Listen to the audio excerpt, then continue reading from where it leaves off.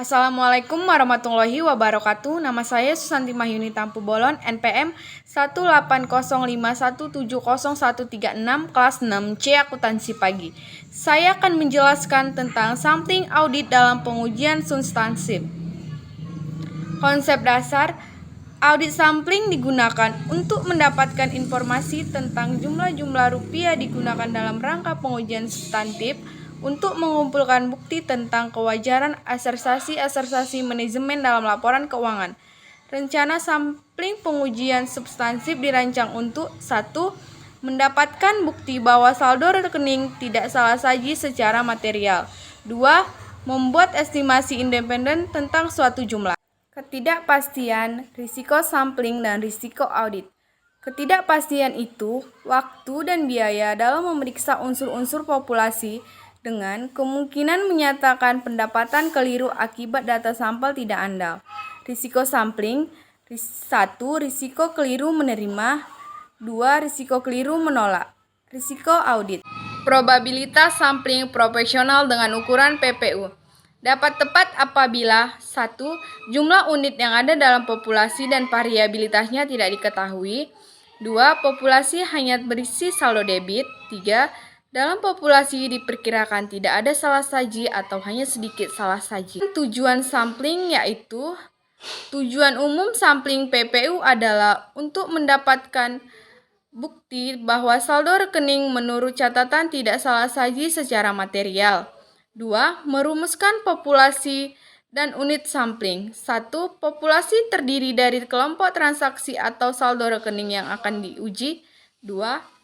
Unit sampling adalah rupiah individu dan populasi adalah suatu angka rupiah dan populasi. 3. Rupiah individual yang terpilih sebagai sampel terkadang membawa kekeliruan unsur yang lain dari populasi yang sama. Unsur-unsur tersebut disebut dengan GIS sampling unit. Menentukan ukuran sampel. N sama dengan MB atau nilai buku populasi yang diuji dikali dengan Fx atau faktor untuk risiko keliru dibagi dengan SD, yaitu salah saji toleransi dan dikurang oleh AS kali FE. AS adalah antisipasi salah saji, sedangkan FE faktor ekspansi untuk antisipasi salah saji. Mengevaluasi hasil sampel. Auditor menghitung batas atas salah saji atau BAS dari data sampel dan membandingkan dengan salah saji yang ditoleransi yang telah ditetapkan dalam rancangan sampel. Rumus batasan salah saji tersebut adalah BAS sama dengan PS tambah CRS. PS yaitu total proyeksi salah saji dalam populasi, dan CRS adalah cadangan risiko salah saji. Selanjutnya saya akan menjelaskan tentang merumuskan kesimpulan menyeluruh. 1. BAS atau batasan salah saji dia lebih kecil dari salah saji ditoleransi atau SD. 2. Hasil penjualan substantif lain tidak bertentangan dengan temuan tersebut. 3. Dari analisis pertimbangan kualitatif tidak ada ketidakberesan, maka populasi tidak mengandung salah saji material. Selanjutnya, keuntungan metode PPU. 1. Mudah digunakan. 2. Besarnya ukuran sampel tidak didasarkan atas berbagai taksiran audit. 3. Menghasilkan sampel bersyarat. 4. Secara otomatis mengidentifikasikan tiap unsur yang secara individual nilainya signifikan melebihi batas. 5. Menghasilkan sampel yang kecil. 6. Dapat dirancang lebih mudah dan pemilihan sampel dapat dimulai sebelum populasi lengkap. Selanjutnya, kerugian PPU. 1. Didasarkan asumsi nilai audit suatu sampling tidak akan lebih kecil dari 0 atau lebih besar dari nilai buku. 2. Jika salah saji terlalu rendah, maka sampel memerlukan pertimbangan khusus. 3. Pemilihan saldo 0 memerlukan pertimbangan khusus. 4. Evaluasi PPU melebihi CRS bila ada salah saji dalam sampel. Auditor menolak nilai buku populasi yang sesungguhnya dapat diterima.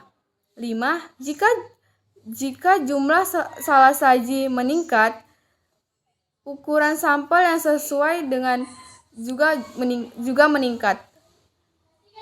Selanjutnya, sampling variabel klasik. Ada 3 metode, yaitu 1. Mean per unit atau MPU. 2. Selisih. 3. Rasio. Mean per unit atau MPU. Sampling estimasi MPU meliputi penentuan nilai audit untuk setiap unsur dalam sampel. Kedua, rata dari nilai tersebut dihitung dan dikalikan dengan jumlah unit dalam populasi, diperoleh taksiran total nilai populasi. Dan selanjutnya, menentukan ukuran sampel metode MPU. Faktor-faktor yang mempengaruhi ukuran sampel. 1. Ukuran populasi atau jumlah unit. 2. Estimasi standar devisi populasi. 3. Salah saji ditoleransi. 4. Risiko keliru menerima. 5. Risiko keliru menolak. 6. Rencana cadangan risiko sampling. Dan selanjutnya, metode estimasi selisih. Metode estimasi selisih. 1. Dalam metode ini, selisih antara nilai audit dan nilai buku dihitung setiap unsur sampel. 2. Selanjutnya, rata-rata selisih digunakan untuk menaksir nilai total populasi. Ketiga, variabilitas selisih digunakan dalam penentuan cadang risiko sampling yang dicapai. Dan selanjutnya, keuntungan metode sampling variabel. 1. Sampel mudah diperluas. 2. Saldo nol dan saldo tidak biasa tidak memerlukan rancangan khusus. 3. Jika ada perbedaan besar antara nilai audit dengan nilai buku, tujuan auditor dapat terpenuhi dengan ukuran sampel kecil. Kerugian metode sampling variabel. 1. Lebih kompleks, membutuhkan bantuan komputer untuk merancang sampel yang efisien dan mengevaluasi luas sampel. Kedua, untuk menentukan ukuran sampel harus memiliki estimasi atas standar deviasi dari berbagai karakteristik dalam populasi. Selanjutnya, evaluasi hasil sampel. Ada 2 metode yang digunakan untuk memproyeksi salah saji dalam sampling non-statistik, yaitu 1. Membagi jumlah total rupiah salah saji dalam sampel dengan bagian dari total rupiah dalam populasi yang termasuk dalam sampel. Kedua, mengkalikan rata-rata selisih antara nilai audit dengan nilai buku dari unsur-unsur sampel dengan jumlah unit dalam populasi. Sekian presentasi dari saya. Apabila ada kesalahan kata, saya mohon maaf. Saya akhiri dengan wassalamualaikum warahmatullahi wabarakatuh.